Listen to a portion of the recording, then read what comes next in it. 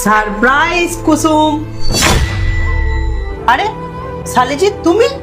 আরে জিজু, আমি তো তোমারই অপেক্ষা করছিলাম। তুমি কি জানো তুমি নিজে কি কথা বলছো?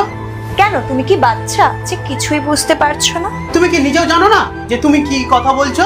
কোথাও আমি এক সপ্তাহ পরে বাড়িতে ফিরেছি, আমি আমার বউকে সারপ্রাইজ দেবো। ও, তোমার বউ? ও তো আজকে রাতে আসবেই না।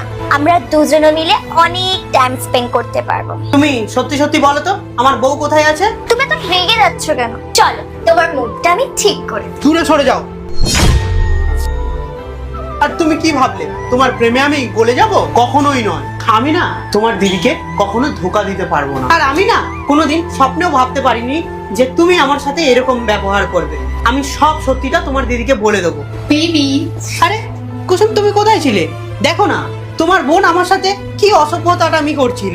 এটা আমার আর আমার বোনের একটা ছোট্ট তোমার উপর টেস্ট।